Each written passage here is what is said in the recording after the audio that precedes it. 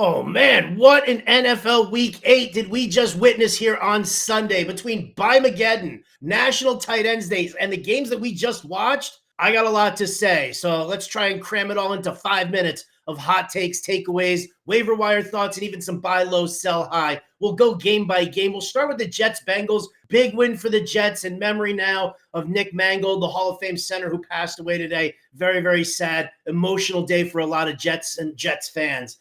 Huge day for Breece Hall. This is what happens when you give him volume. I don't care that the Bengals defense is bad. You need to keep giving Breece Hall volume. He will deliver regardless of opponent. On the other side of that, Chase Brown seems to be the guy who's benefiting the most from Joe Flacco being there under center. But that split with Samaje Perine today, that could be a little bit concerning. So keep an eye on that moving forward. Ravens, Bears, no Lamar Jackson. Ravens still win and cover. Derrick Henry got into the end zone twice, but 3.2 yards per carry.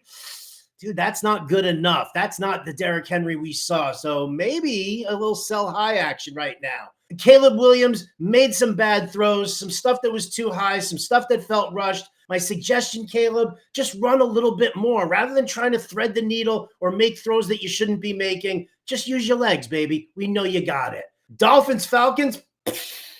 I don't even know what to say about the Falcons. Horrendous. Bijan was terrible. Cousins looked awful. We know that there was no Drake London. Falcons were atrocious. Good game for Miami, but is that going to be enough next week against Baltimore or the week after against Buffalo? Nah, bro. One-timer, baby. It's all it was a one-timer.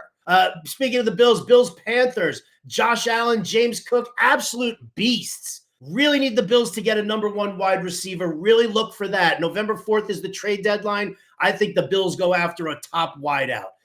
Alternating series with Rico Dowdle and Chuba Hubbard. This isn't going to work, Dave Canales. Nobody's going to pick up any kind of momentum splitting carries based on series. It's a bad plan. Stop doing it.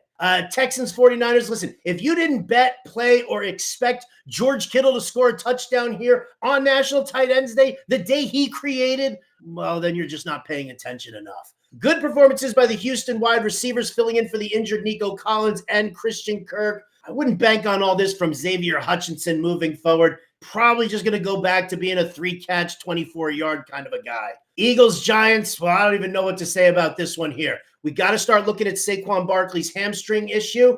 Tank Bigsby is the guy who picked up the slack. That's the guy you want on the waiver wire this week. And then Cam Scatterbo. That ankle injury was disgusting. If you didn't see it, his ankle basically just turned 90 degrees. Horrendous. Tyrone Tracy is now the ad. We wish nothing but the best for Scatterbo in his healing process. Patriots, Browns, listen, the Drake May MVP talk, stop it. Pump the brakes, Patriots fans. He does look great, but come on. What I did like about this game was that it was nice to see Trevion Henderson finally get some work. He looked good out in space when they got him the football. On the Brown side, listen, if both Harold Fannin, and David Njoku are going to keep getting this much work, 13 targets today, well, then both are going to have value at a very bad position. Colts, Titans, listen, like I said last week and the week before, and probably the week before that, Jonathan Taylor, Michael Pittman, Tyler Warren is the gift that keeps on giving over and over again. On the Titans side, Tajay Spears seems to be outperforming Tony Pollard.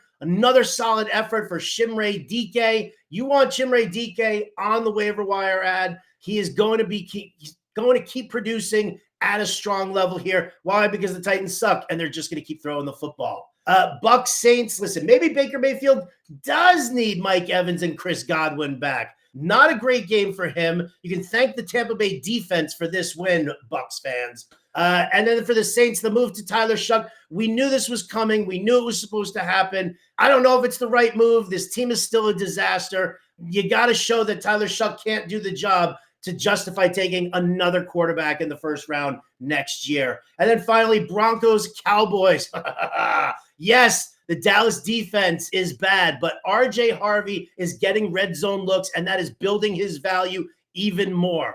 On the Cowboys side, I'll just say this again. Javonte Williams continues to shine. 2 touchdowns in a revenge game narrative against the Denver Broncos, and he is slowly but surely becoming that league winner you took in the 8th round. Go check out the waiver wire articles and everything else we've got over at Fantasy Alarm, wrapping up week 8 and looking ahead to week 9. I'll see you in the money this week.